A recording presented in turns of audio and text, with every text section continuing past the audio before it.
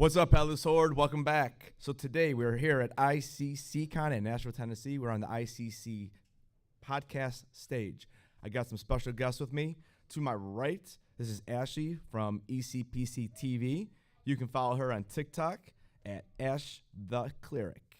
And over to my left, I have my man, Flynn Hendricks. You can follow his podcast, I Know You Hear Me, on Instagram, and you can subscribe on all major podcasting platforms. And then to my far left is Matt from ECPCTV. You can follow them on Instagram, YouTube, Twitter, and Facebook. I'm the real Flynn Hendricks, by the way. I think there was a song about that in the late 90s, early 2000s, but we can't talk about that right now. Yeah, that's a whole other podcast right there, guys. All right, so we're here today. We are going to talk about what would happen if we had a mashup between Game of Thrones and Star Wars.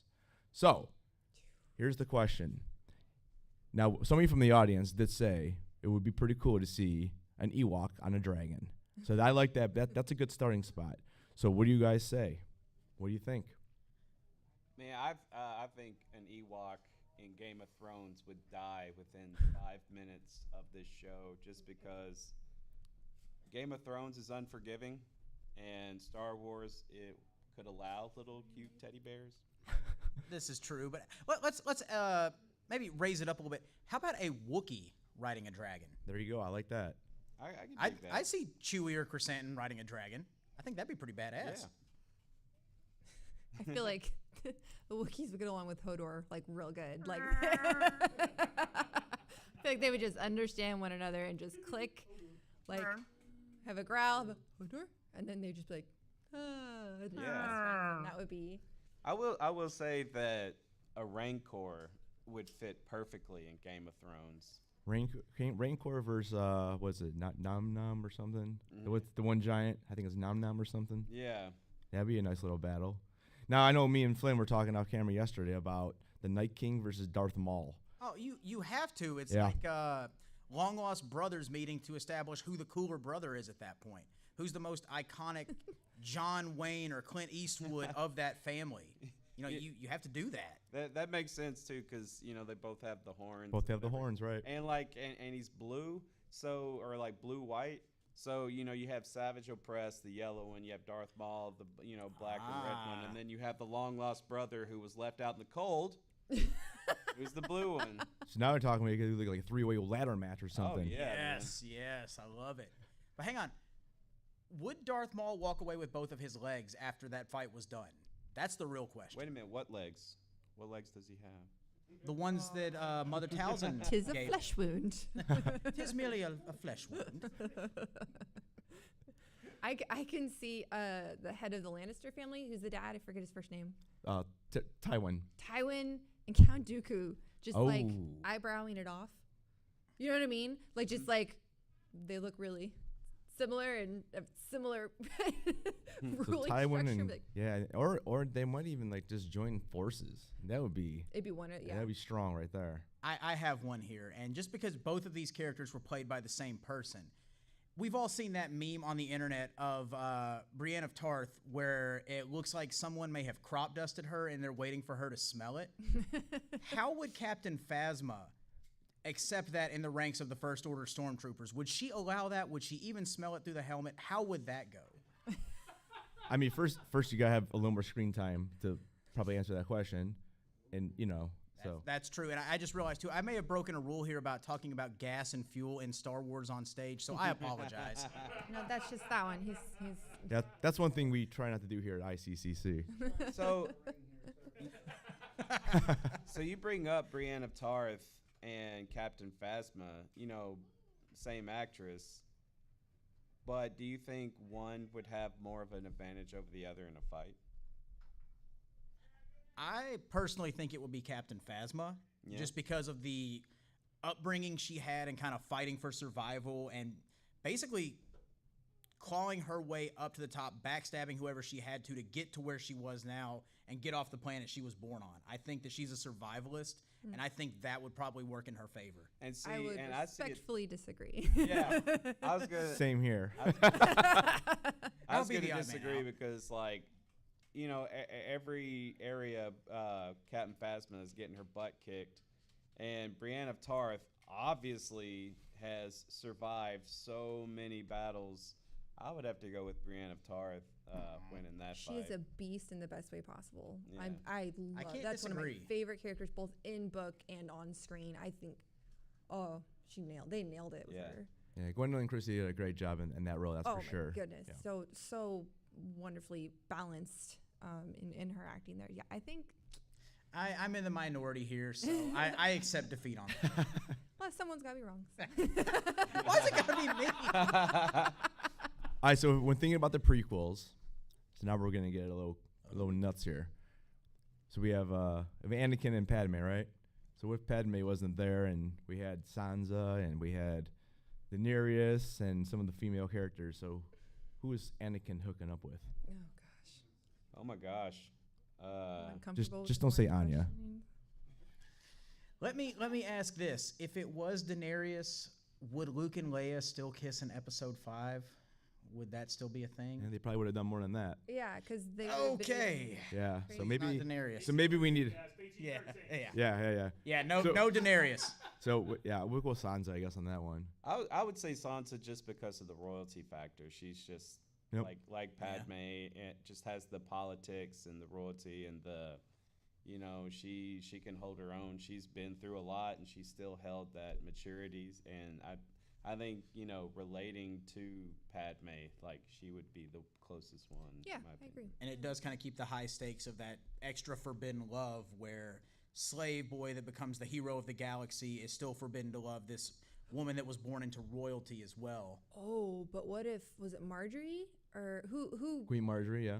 Oh, if she and Anakin got together, they would have that's a- manipulated the universe to the end of time. That would have been. Yeah, she a probably real would have. good Poor mashup. Palpatine.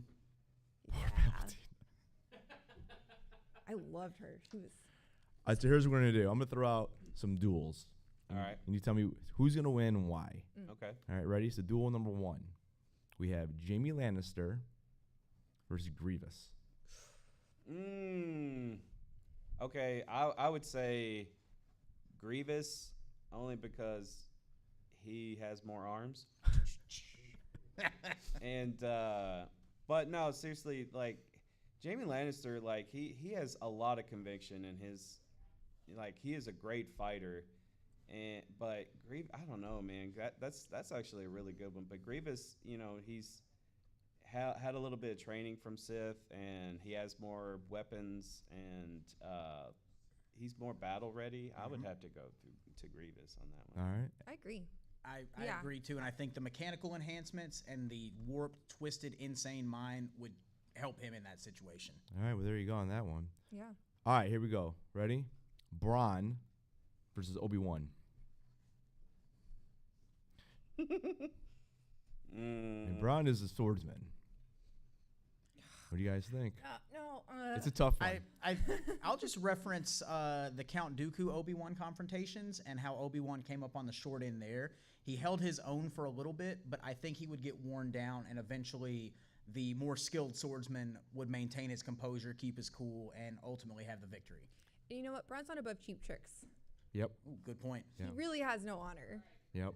And I think that's what because Obi-Wan has all the honor. Yeah, that's true. That's true. Matt, what do you think? Which Obi-Wan? Old Obi-Wan, young Obi-Wan? Fair point. That's a good point.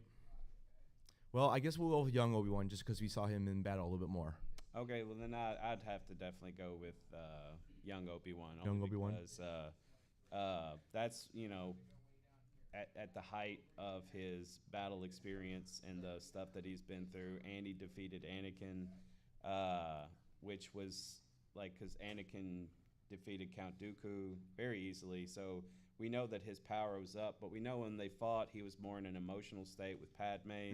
But I just at the younger state, I would have to go with Obi-Wan on that one. All right. That'd be a good one though. All right. I would. I got 2 more. Wicket or Ghost? I'm going Ghost on that one. I'll be honest with you. I think you're right. Yeah, Yeah. I think that would. Yeah. Sorry, Wick. Sorry, Wicket. No. You're my people, but I'm sorry. I mean, he's got his little spear, but yeah, I think Ghost is gonna have today. Yeah. All right, so last one on this one. So let's do. Got to do it. Jon Snow or Luke Skywalker? Now, before we answer, Let's pretend they both have lightsabers, because Okay. you know you gotta make it a little bit balanced. What do you think? And I know we're at a convention that's dealing with Star Wars, but let's be fair to Jon Snow. Okay, just from I'm just going off viewing, and that's it. Viewing of Game of Thrones and viewing of Star Wars. Okay, let me ask you this first. Then. Sure. At what stage for Luke Skywalker?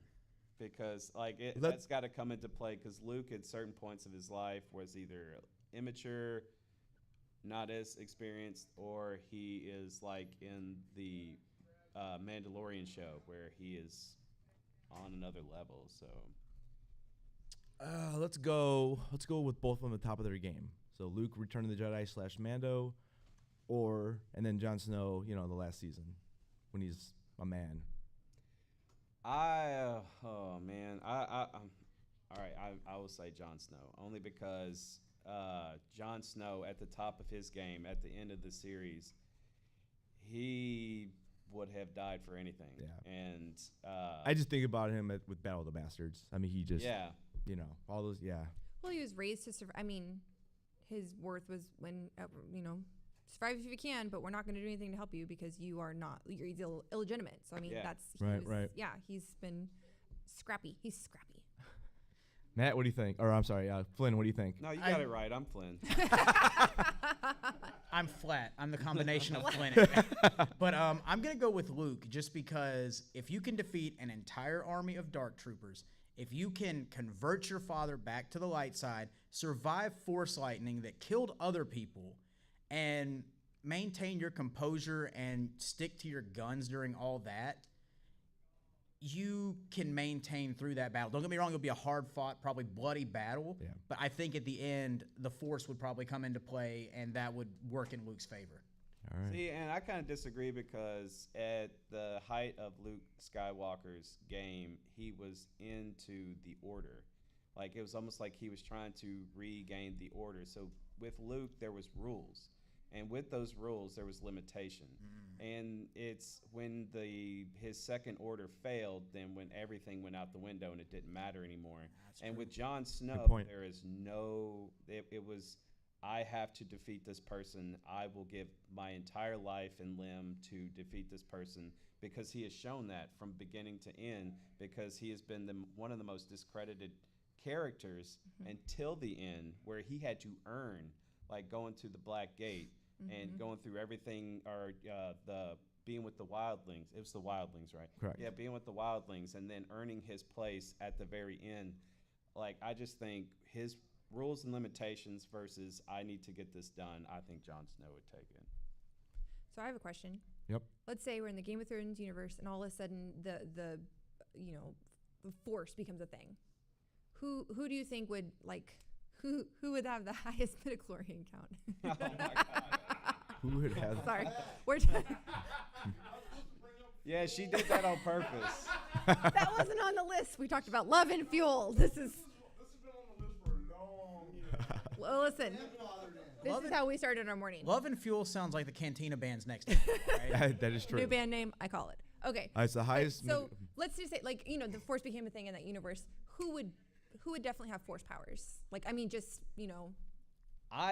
Jedi. Jaime Lannister would definitely be a Sith. Like, I see him as this only because of the redemption. Because it's like he started off like he was just as evil as his sister and ruthless, but then like he got humbled and started to become good. And I'm like, man, that is totally a I love his storyline. salvation story. It's so good.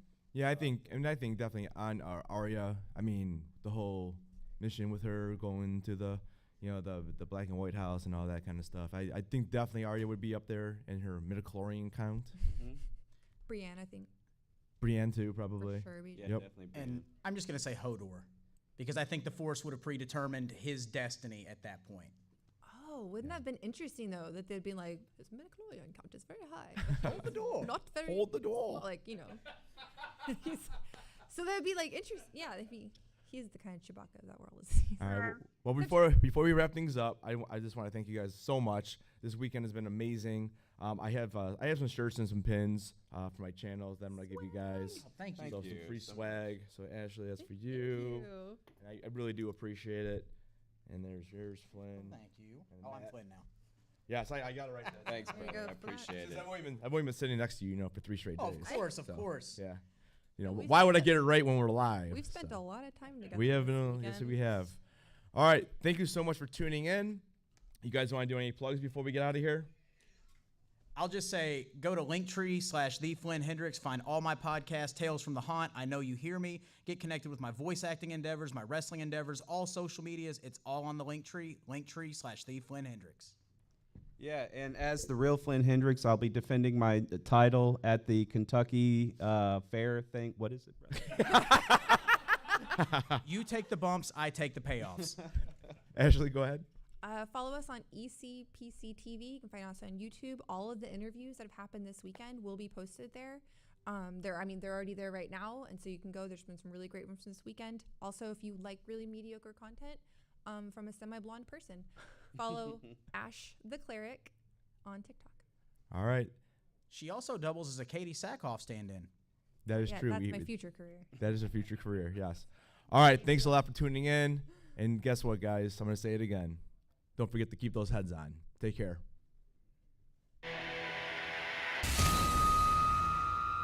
This summer, saddle up in Smashville as the Music City hosts the hottest party of the summer, WWE SummerSlam Nashville. For the first time ever at Nissan Stadium, a little bit country, a little bit rock and roll, a whole lot of kick-ass. WWE SummerSlam, Saturday, July 30th. Tickets on sale now.